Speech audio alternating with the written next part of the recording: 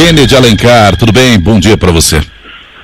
Tudo bem, Leonardo? Bom dia para você e para os ouvintes. Kennedy, a Associação dos Juízes Federais do Brasil fez um balanço da greve dos magistrados. Segundo a entidade, 62% dos associados participaram da greve de ontem, convocada para defender o pagamento do auxílio moradia e reivindicar reajuste salarial de 40%.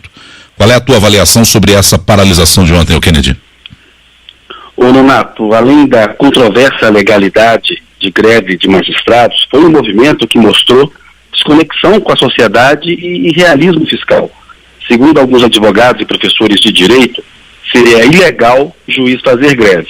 Mas mesmo que os juízes tivessem direito à greve, as reivindicações são absurdas, Leonardo. A defesa do auxílio moradia, que é um penduricalho para ultrapassar o teto constitucional, não tem nenhum fundamento ético. E também é um pagamento controverso do ponto de vista legal, porque é uma forma de descumprir o teto salarial constitucional. Um salário indireto, um salário disfarçado, né? O pior, porém, Leonardo, a meu ver, é invocar o combate à corrupção para defender esse privilégio, como se acabar com essa mordomia fosse uma perseguição ao trabalho dos juízes. Eu creio que isso é uma mistura de hipocrisia e esperteza quando se utiliza esse argumento. Justamente porque há um maior combate à corrupção no Brasil, Leonardo, a sociedade não tolera mais determinadas práticas. O combate à corrupção é um motivo a mais para acabar com o auxílio moradia. Não há nenhuma represália aí, não há nada, né? Está em consonância com os objetivos de combater a corrupção.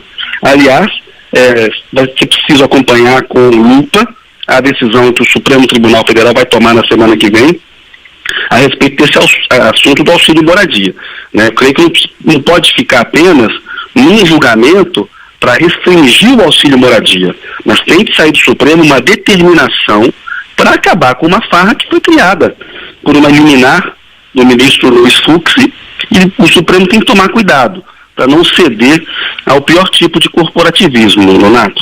Concordo contigo, até porque a sinalização para a sociedade é muito ruim, né? Principalmente quando você tem o auxílio moradia para quem mora na mesma cidade, etc. Me parece que é uma forma de salário indireto também, concordo com o que você pensa. Agora, especificamente sobre a reivindicação de reajuste salarial de 40%, Kennedy, não parece fazer sentido numa hora de grave crise fiscal, não? Não faz sentido nenhum. Concordo com você nesse ponto também, Renato. O atual salário, ele já é fruto da incorporação de diversos penduricalhos, inclusive de auxílio moradia, que foram feitos lá no governo Lula, quando o Nelson Jobim era presidente do Supremo. Mas aí o que aconteceu? A farra foi voltando ao longo dos tempos, nos tribunais federais, nos tribunais estaduais, né? Esse pedido específico de 40% de reajuste, eu acho uma afronta à sociedade, demonstra uma gula econômica. O Brasil vive uma grave crise fiscal. Mais uma vez, uma parcela da elite, uma casta de funcionários públicos, comporta-se como se fosse dona do Estado, com direito a privilégios e mordomias. Os juízes não ganham pouco, Leonardo. Eles começam ali quase em R$30 mil, e a maioria ultrapassa o teto constitucional, né? Os magistrados com super salários, eles são exemplos desse patrimonialismo brasileiro, essa confusão entre o público e o privado. Leonardo, gastos sociais importantes em saúde e educação sofreram queda. Falta dinheiro para políticas públicas destinadas aos mais pobres. Não há dinheiro sobrando, mas os juízes querem ganhar mais, e muito mais, né? E se perguntar em que país vivem esses magistrados? Porque a elite, ela tem uma responsabilidade maior numa hora de crise, né? A elite, ela tem a obrigação de construir um projeto de país.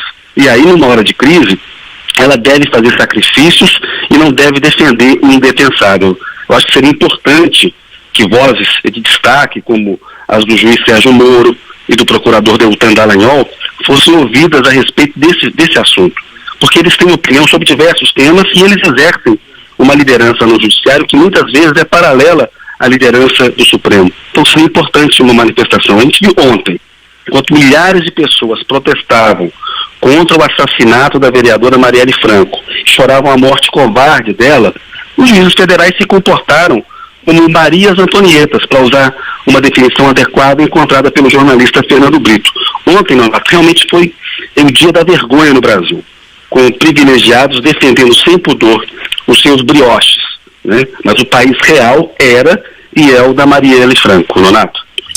Ontem realmente um dia terrível e as manifestações sobre esse assassinato, inclusive, prosseguem hoje, até em território internacional. Na França, por exemplo, a gente tem manifestação hoje por causa da morte da Marielle Franco. Mudando um pouco... Uma coisa importante, Nonato, me permita, muitos culpando a vítima pela morte, né? Uma manifestação muito agressiva e que não demonstra nenhuma solidariedade à dor de muita gente. Eu fiquei espantado com esse tipo de manifestação, mas feliz também com a reação que parcela da sociedade teve ao fazer esses protestos ontem por conta dessa morte tão covarde, essa coisa tão trágica que aconteceu. Tomara que a gente tenha algo positivo para extrair desse assassinato da Marielle e do motorista dela, principalmente por causa dessa comoção toda, né? Mudando um pouco de assunto, Kennedy, começa amanhã o 8º Fórum Mundial da Água, que vai ocorrer em Brasília. Qual é a importância desse evento, Kennedy? Nonato, é um evento que pode contribuir para que os temas do consumo consciente da água e da escassez aí desse recurso natural, que esse tema entre nos debates da campanha eleitoral, está muito fora da pauta eleitoral. Segundo alguns especialistas, o Nordeste estaria saindo agora da mais grave seca dos últimos 100 anos, uma seca que durou 5, 6 anos, a depender do estado que você considerar, Ceará, Piauí e tal. Brasília tem racionamento d'água. São Paulo sofreu com isso faz pouco tempo. A gente fala muito do consumo consciente da água no nível individual. Claro que isso, sem dúvida, é importante. Mas o consumo das empresas, sobretudo na agricultura, na indústria química, na indústria de bebidas, é ainda mais impactante. Então, uma regulação do poder público sobre a água, ela precisa ser aprimorada no Brasil.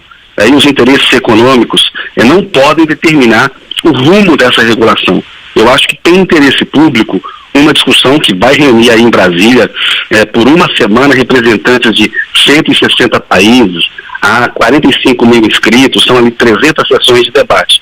Creio que isso ajuda a contribuir para se discutir isso mais em debate público, sobretudo na campanha eleitoral. O uso racional e um acesso social justo à água são desafios globais, mas também desafios do Brasil, Nonato. Vamos acompanhar isso tudo a partir desse fim de semana lá em Brasília.